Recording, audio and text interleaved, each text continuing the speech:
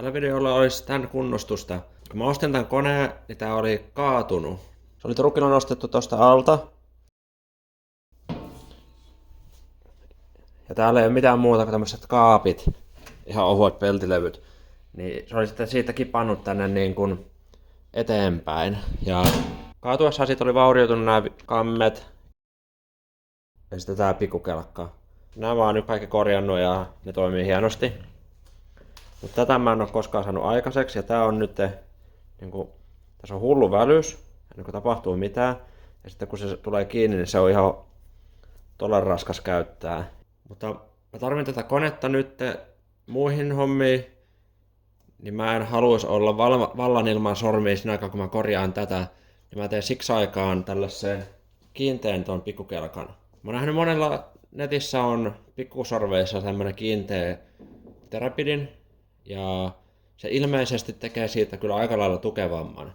Vaikka tääkään ei nyt mikään ihan pienin ole kaikista koneista, niin tää päällikelkka, niin tää leveys on tosi pieni. Tää niin pääsee helposti keinahtamaan. Ja sitten tää on tuettu vaan 2 ruuvilla molemmilta puolilta. Niin mä teen sen kiinteän kelkan kyllä nyt semmoiseksi, että se olisi helppo vaihtaa tähän.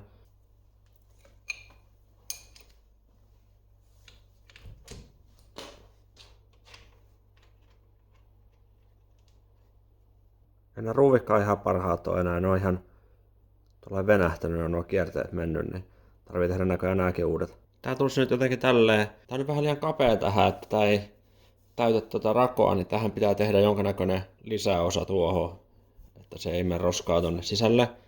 Kiinnitysreijät ja sitten sille pikakiinnityspisteelle tuohon paikka. Tää taitaa olla myös liian ohut, niin tähän tarvii pikkasen lisätä paksuutta. Niin mä hitsaan siihen pikakiinnitystelineen alle semmoisen paikan ja sitten koneistan sen suoraan.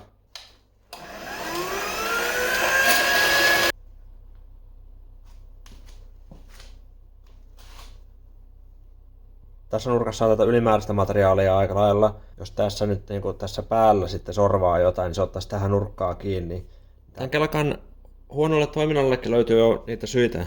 Eli tässä on tämä kampi ja sitten tuo vastinpala. Kummassakaan ei ole mitään laakerointia.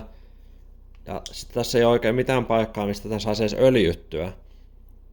Että nämä on kyllä hinkannut toisiinsa. Tuossa kuvassakin näkee, että tämä on vähän niin kuin tällainen niin kuin leikkaantunut. Tuntuu, että se on ihan röpönen. Toisella puolella, mihin tämä pinta ottaa kiinni, on täällä tämmöinen olake. Molemmat on terästä, eikä niissä ole kummassakaan mitään paikkaa, että ne saisi rasvattua tai öljyttyä, niin ne on kanssa vähän niin kuin leikkaantunut kiinni. Sitten se iso välys, mikä mä huomasin siinä, niin tämä koko mutteri liikkuu tässä. Se on ainakin helppo korjata, mutta itse ruuvi tähän mutteriin tuntuu tosi hyvältä. Siinä ei ole juurikaan välystä. Tässä on nämä liukupinnat, nämä tuntuu aika lailla hyvältä.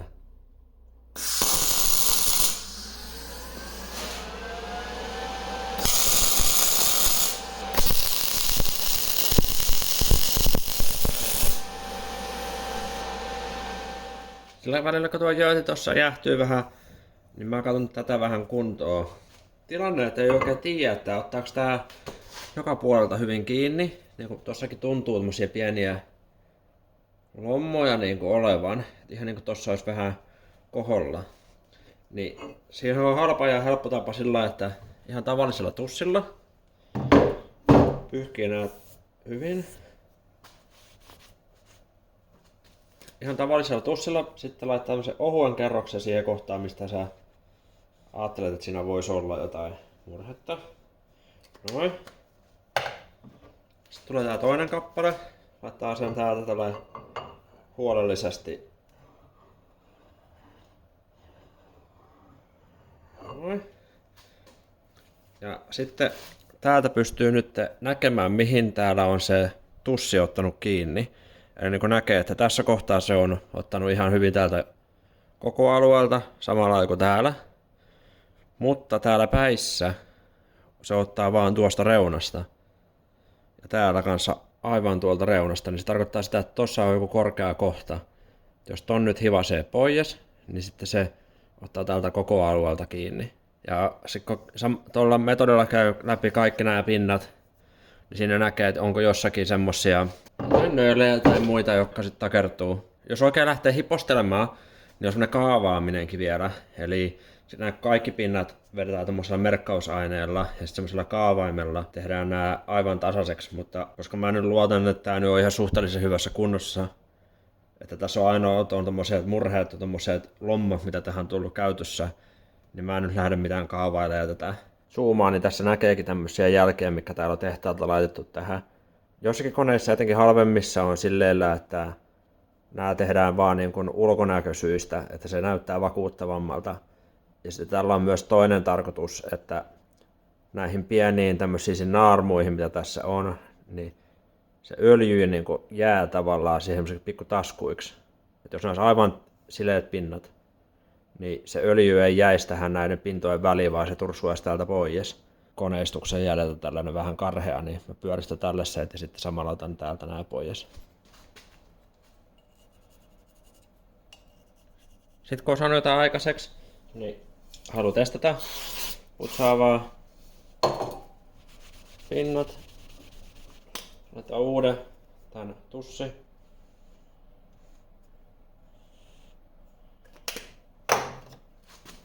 Ja koklaa.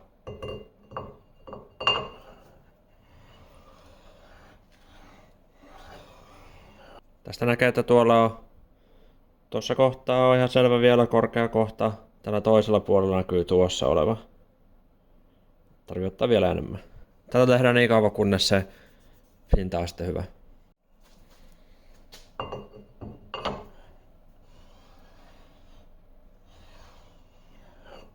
Nyt tästä näkee, että tää ottaa täältä aivan koko pinnalta. Tällä toisella puolella on sama tilanne, että se ottaa tästä koko leveydeltään kiinni. Tässä sitten lopputulos. Eli aika lailla tasaisesti ottaa joka puolelta kiinni ja ei ole enää mitään korkeita kohtia. Semmoisen modin mä tarvitsen tehdä tähän, että mä poraan johonkin tähän reijät, joista tulisi sitten öljykanava tonne väliin. Mä laitan yhden tohon ja tästä tulisi sitten se öljy sille ruuville ja 2 tuohon keskivaiheelle, josta menee sitten öljy läpi tänne toiselle puolelle.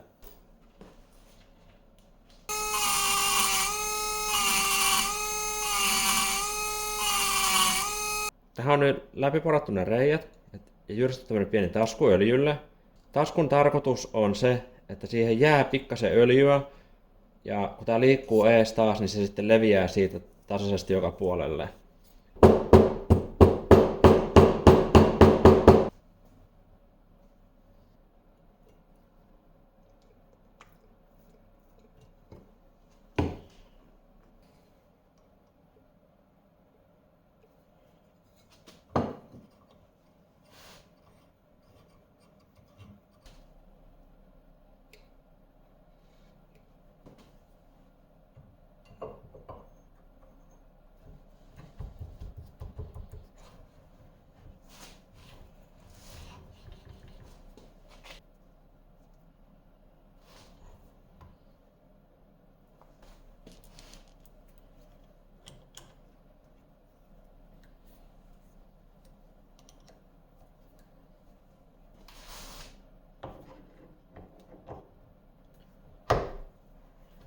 Siitä tuli ihan kelpo. Nää öljynipat on hyvä, niin saa tonne väliin sitten rasvaa. Tähän tarvii laittaa joskus myöhemmin sitten, kun käy kaupassa päittäislaakeri, niin saa tän sitten välyksettömäksi. Tää on nyt semmoisessa kunnossa, että tämän voi laittaa takaisin. Toi jööti alkaa olla sen verran jäähtynyt, että sen voisi sitten vähän koneistella.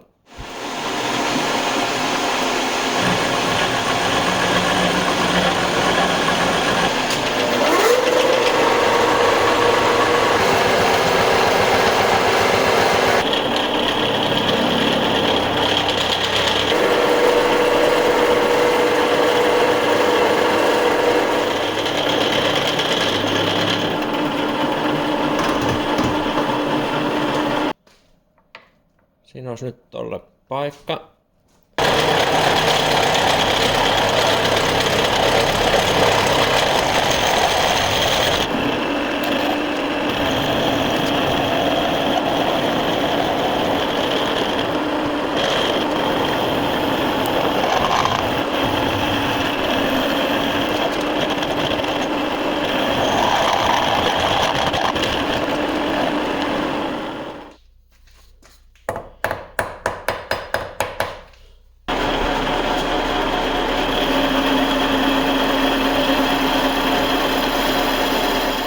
Tähän keskelle tulee tämmönen tapinpätkä, vastaavaksi kuin tässä.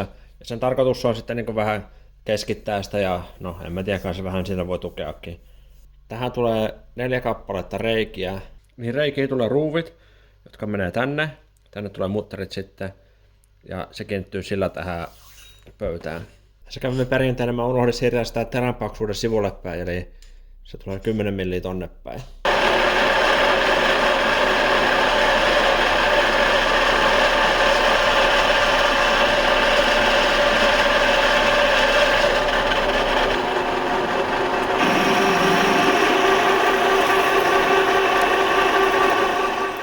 Koneessa on yksi huono puoli, ja se on se, että siinä ei voi käyttää näitä kartioporanteria. Siellä ei ole paikkaa tälle hännälle, se tökkää sinne pohjaan. Eli jos ton kanssa haluaa tehdä isompia reikiä, niin tarvitsee olla lieriövartisia poranteria isoja, mitä mulla ei ole. Tai sitten tällaisella avaruuspäällä tekee se. Tällä saa tehtyä niin ison kuin haluaa, mutta se on aika hidasta sitten.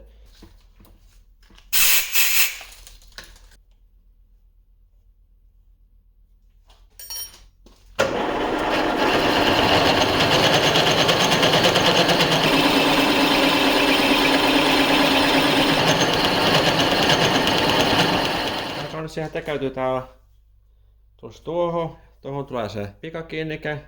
Tässä mahtuu tässä kelkan päällä pyörimään 200 mm kappale. Se ottaisi tähän nurkkaan kiinni. Tästä pitää leikata tää pois. Tuossa on tämmönen kuvitteellinen säde, minkä sorvattava kappale voisi tehdä. Se voisi olla ehkä siistimpi sillä, että jos siinä olisi aidosti tämmönen 200 mm kaari, niin mä taidan laittaa tää Jyrsin koneeseen tällä pystyy. Ja sitten tuolla avaruuspäällä tehdä tällaisen muodon tähän. Tämä ympäristö on jotenkin niin ruman näköinen, niin mä ajattelin, että jos sitä saa siistittyä vähän se, niin mä laitoin tähän tämän avaruuspään. Mä tein tämmöisen terän tuohon ihan jostakin, mistä liekää vanhasta tämmöisestä avaimesta. Katsotaan millainen luonaa.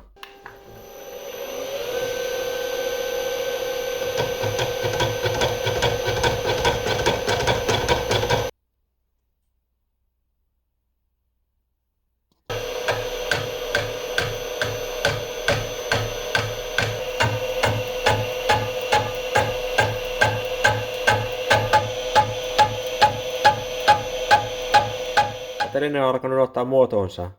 Tässä pitää nämä reunat pyöristellä, viimeistellä ja tehdä siitä siistin näköinen.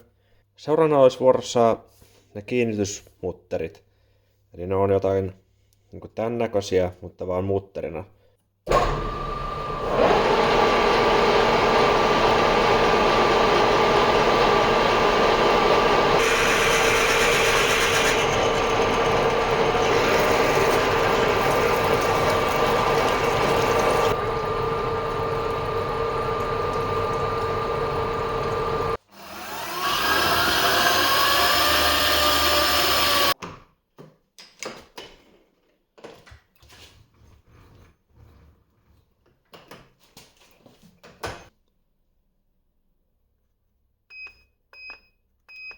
Pyörityspöydän keskipiste on nyt nollapisteessä, niin mä siirsin sitä puolet siitä kiinnitysympyrän halkaisijasta sivulle päin. Se mulla on tässä tämmönen ruuvi, johon mä kiristän tämän mutteriaihion. Se on vähän tommonen noin sketsi kiinnitystapana, mutta toivottavasti se toimii.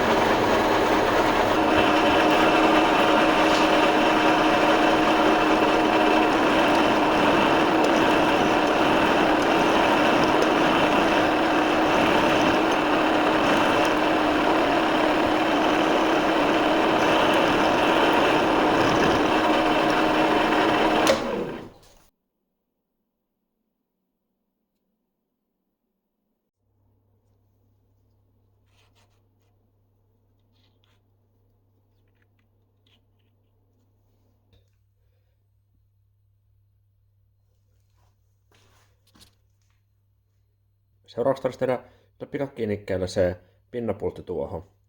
Ja mulla on tässä ongelma, että mä en pystynyt sorvaamaan sellaista. No onneksi koneesta ei ole oikein lopun niin kuin sanovat. Sorvataan tää akseli nyt sitten hyrsimellä.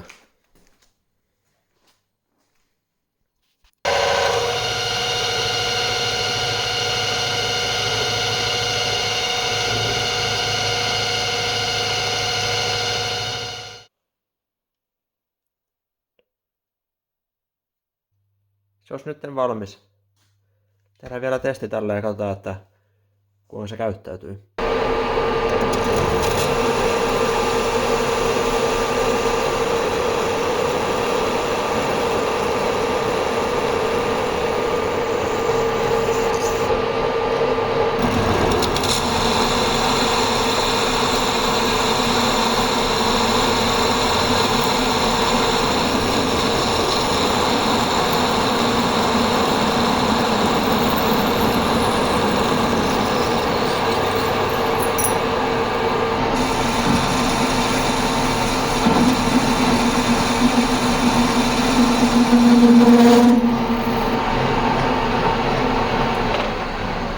Kyllä se sen verran tukeva voitti, että tällä pystyy nyt pistämään ihan hyvällä syötöllä ja ilman jäähdytysnestettäkin katkaisuterästä. Toinen mikä on aika hankalaa tää näin, tämmöisen viisteytyksen tekeminen.